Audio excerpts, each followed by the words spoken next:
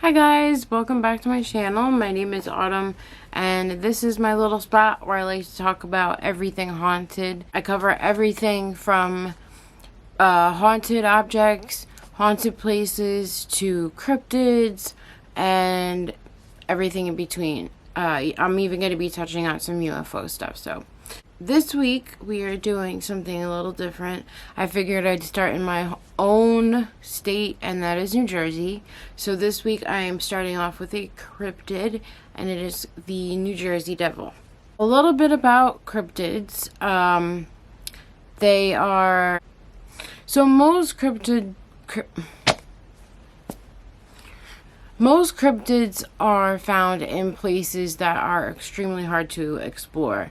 You'll find maybe Bigfoot in vast woods of northwest North America. You'll find the Yeti in vast mountain areas over in Asia. You'll find the Mothman down in Virginia, where they kind of centrally located him, but he's been seen other places, I believe. Essentially, cryptids are located in vast areas where you can't really pinpoint them down. Also, the Loch Ness Monster is another cryptid that cannot be reached because it is in a huge... I believe they actually call it a loch. I could be wrong, but I believe they do call it a loch. But that's a very extremely deep, big area that they can't take a picture of the whole bottom to see there's actually something down there. So most cryptids are found in vast areas where it would be impossible to locate them if you didn't just happen to come across them. So let's start with a little bit of Pine Barren facts. So this is where the Jersey Devil is located, in the Pine Barrens. And the Pine Barrens are... there's nothing there. It's just pines. Essentially, the ground is not leafy. It's like almost like this sandy material, and I'm sure there are some like more dirt areas, but sorry, that was my phone. But there are it's mostly like sandy, because where the Pine Barrens are located between Ocean and Cape May County, which is a large part of our state, but that part of the state is located... oh, those were my notes. Where was this car crash? Anyway, so the Pine Barrens are just located in counties that are close to the beach, and a lot of sand blows over into them. So some of the pines are located in some sandy areas and some are not. But the Pine Barrens scale 1.1 million acres. They're actually 22% of the landmass, of the entire landmass of New Jersey. 493,000 acres of the Pine Barrens are public land. I'm not exactly sure what that means. I'm almost positive. I don't think you can just go and set up your house there or whatever. Just like drop a house there and be like, this is my acreage. I'm not exactly sure what that means in New Jersey code or whatever, but it says public land. And it is the largest body of open space in the mid-Atlantic region. So I believe in this area, which would be the Northeast, up to, I believe Maine or wherever up there, it would be the largest open area of space. During the early New Jersey times, a lot of the settlers here were German. So they brought over a lot of their tales and stories that had been passed down through generations. And as you know, a lot of folk tales come out of that region. But the story goes that in 1735 there was a woman, Jane Leeds. She apparently, there's a couple of different contradictory stories. Some say that she was an unwed mother. Some said that she did have a husband who left. Some say that she had a husband who died, or she had been widowed. But she ended up having 13 children, and she was so fed up with raising her children. For the 13th child, she just said to God, let this one be the devil. And apparently there's another 2 different versions. There's a version where he grows up to be a little boy, and then he starts morphing into this creature, and one day he goes up the chimney and flies out and is gone. And then the other version is that came out of her womb and immediately was deformed and used his wings and went up the chimney that way. Either way, he went up the chimney. And he was now a devil. So why I brought up the Germans was because in that area as well, in the Pine Barrens, not a lot of people know, but there are old, correct me on this, but I believe there are mines there. But if there are not mines, I do know for a fact that there are small abandoned towns, like how you would find out west. And it's also a large body of land where you're not going to find really anybody or anything. So I'm sure there have been bodies that have been dumped. Pine Barrens have always been someplace in New Jersey as a kid where it was either we all jump in a car, in high school we would jump in a car and go on a night and just to spook ourselves, and then we would drive a little bit in and spook ourselves and then drive out or whatever. But it was always taught by our parents, like, this is not some place that you go in and you venture and spend time in there. It's too dangerous. The reason why I brought up the Germans is because when they first came over to this land, obviously they came with children. And one of the ways to keep their children in line, away, to get them to come home at a certain time, they would tell them folk tales. The Germans ended up telling their children as a precaution to not be caught after dark outside because of Jane Lee's child, which turned into the Jersey Devil. That's where they believe the whole legend came from. In the early 1800s, over 20 years, there was already 200 sightings. There was actually a mass hysteria. There was actually roared by the Philadelphia newspaper to catch a creature, dead or alive, and they would pay $1 million, I believe, which was astronomically huge at that point in time. 1909 in Philadelphia, there was a week called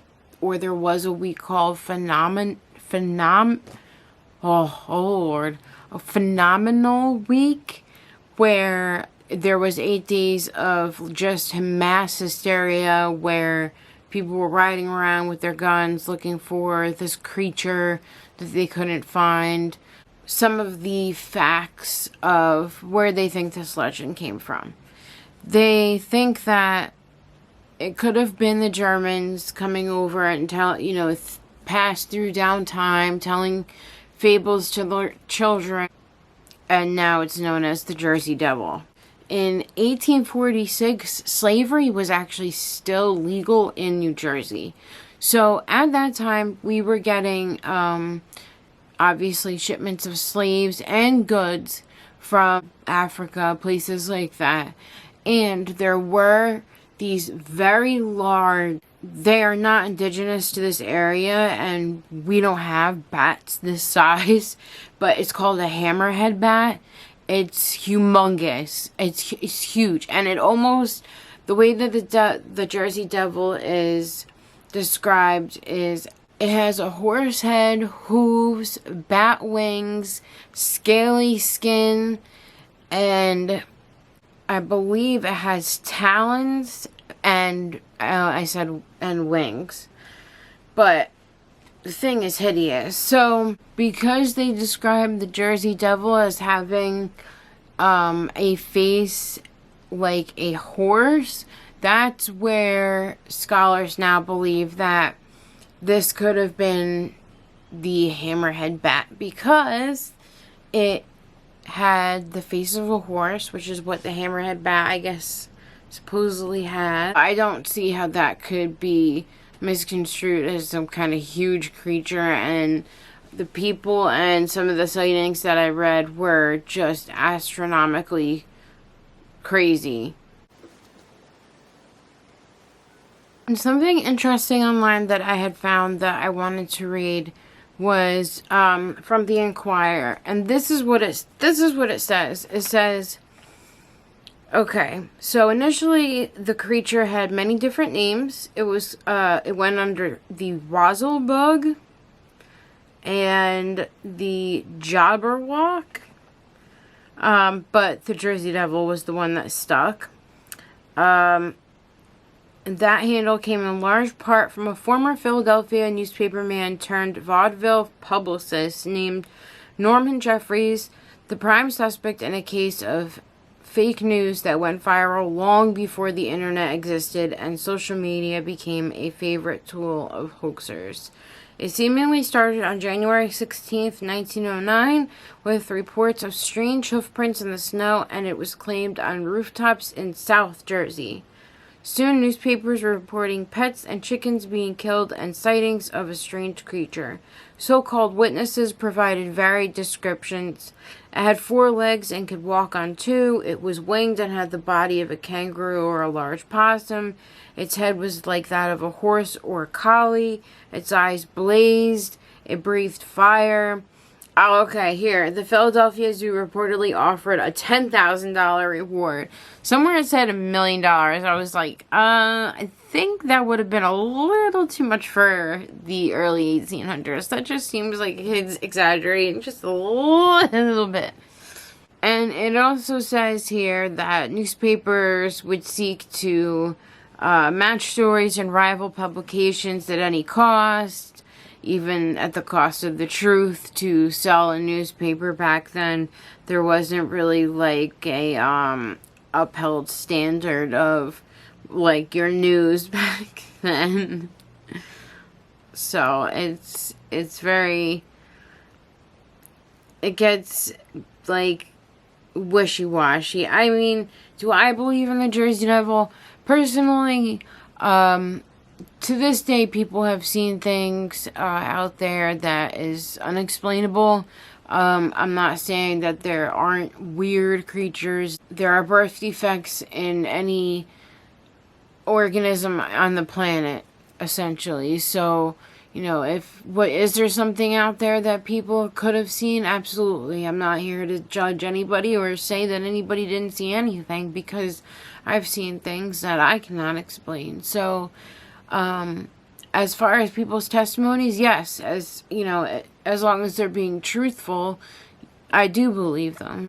Listen, unless the way that I see it is, unless it happens to you, you're not going to believe in it. People aren't going to believe in spirits until they see one. People aren't going to believe in cryptids until they see one. So, I'm just bringing you the story and the information so that you can make a decision, or you can delve even further into some of these topics if you're interested. California? No. Anyway, so I was trying to find one viral or one good story. Talk about being prepared. I was prepared, but my notes were everywhere, and I've been reading this book for about 6 months, and I've been trying to do research on for this channel, and I just procrastinated. So today I was just like, you know what, I'm getting it done. I don't have my light here. I don't have my light here, which I use for filming, and I just kind of had like a little makeshift table. As of right now, I think I'm going to be doing 2 videos a month. That seems to be what I'm able to handle as of right now. Anything after that will be extra. Okay, so I found one story on Reddit. The user's name is, it looks like Dragon567. So Dragon567, I'm reading your story. If you ever happen to see this. Okay, so he says, it was only about 10 o'clock at night. I was slowly drifting off to sleep when I heard what sounded like horse hooves outside my window. I rationalized it to be the horse farm down the road. Outside your window? Okay. But then I realized the horse farm was 3 or 4 miles away, and I wouldn't be hearing hooves this clearly. I was instantly seized with fear, though I couldn't figure out why. I wanted to look out the window to look at the wooden deck just outside to see what it was, but I was nearly too scared to look. I eventually peeked out. I saw a large creature standing on my deck. It had bat-like wings and a pronounced snout. 2 horns sprouted from its head. I've never heard the Jersey Devil having horns. And it had 2 smaller claws on its upper body with horse-like lower legs. It looked at me for a moment before beating its wings and flying away. I didn't sleep at all that night. So there's a couple of different accounts of how this creature looks. But I'm going to leave it at it's a great piece of folklore. I do believe that people have had experiences with whatever they have seen. I gave you a little taste of information. If you would like to go research some more. But I wanted to do it on my home state. And I will be coming at you with the book that I am taking forever reading. But we'll be closing up soon, thank God. I hope everybody has a good evening, or a good morning, or a good day, or whatever. Good weekend, good holiday, good dinner, good something. Like, subscribe, it's free. Stay weird, weirdos.